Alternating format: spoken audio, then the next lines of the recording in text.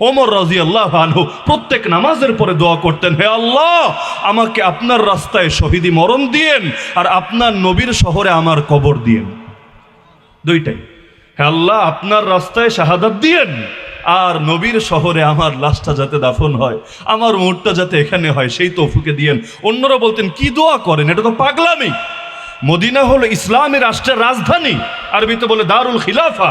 মদিনায় তো যুদ্ধ হবে না, রাজধানী তো যুদ্ধ হলে তো সবে শেষ। তা আল্লাহর কাছে অন্তত একটা চান, যদি শাহাদাত চান তো শাহাদাতের দোয়া করেন, আর যদি নবীর শহরে মরণ চান তাহলে মদিনায় আপনার মরণ হোক, এই দোয়া করেন।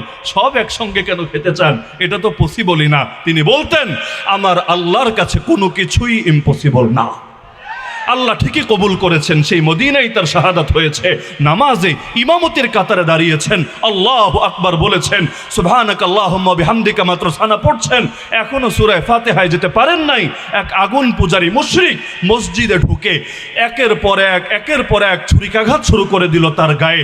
সর্বশেষ ছুরিটা ঢুকিয়ে দিল তার তল পেটে, নাভির নিচে এমন ভাবে ঢুকিয়ে দিল, সেখানেই আল্লাহর বান্দা সেই যে অজ্ঞান হয়ে লুটিয়ে পড়লেন।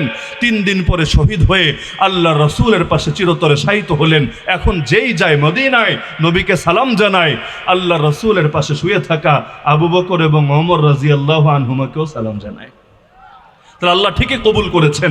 এমন মধু পেয়েছিলেন, এমনকি নারী পর্যন্ত কোলের বাচ্চা নিয়ে চলে এসেছে এই মজা আকর্ষণে। ইয়া রাসূলুল্লাহ, আমার বাচ্চাটাকেও নিয়ে যান না জিহাদের ময়দানে, এত বিশাল আর্মি রেডি করলেন, আমার বাচ্চাটাকে নেন না, একেও আপনার কাফেলায় শামিল করে নেন। আল্লাহ রাসূল বলছেন, আরে পাগল নাকি তুমি, এই দুধের বাচ্চা নিয়ে কি হবে?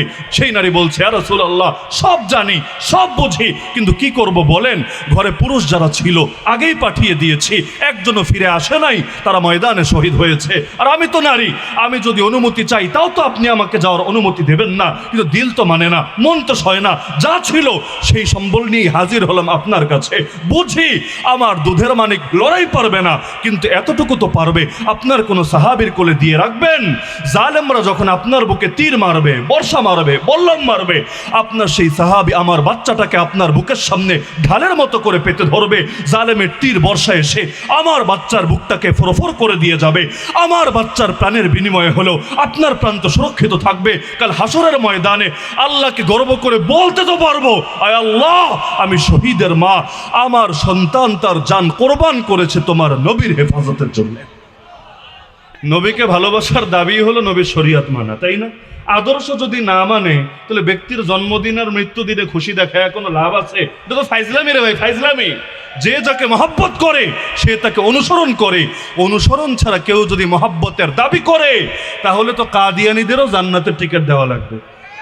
কাদিয়ানীরাও তো দাবি করে ওরা আল্লাহরে ভালোবাসে, ওরা নবীরে ভালোবাসে। কাদিয়ানীদের আলাদা কালেমা নাই, ওরাও বলে লা ইলাহা ইল্লাল্লাহ মুহাম্মাদুর রাসূলুল্লাহ, ওদের ধর্মগ্রন্থের নাম, ওরা বলে কোরআন, সবই তো ঠিক আছে। তো জাহান্নামী বলেন কেন, কাফের বলেন কেন? বলি তো এ কারণে, কাজের সাথে কথার যদি মিল না থাকে ওইটারই আস্ত মুনাফিক বলে। তাহলে জান দিয়েছেন কে? মাল দিয়েছেন কে? আবার কিনতে চান কে? আল্লাহ কিনতে চান, বেচতে রাজি আছেন তো?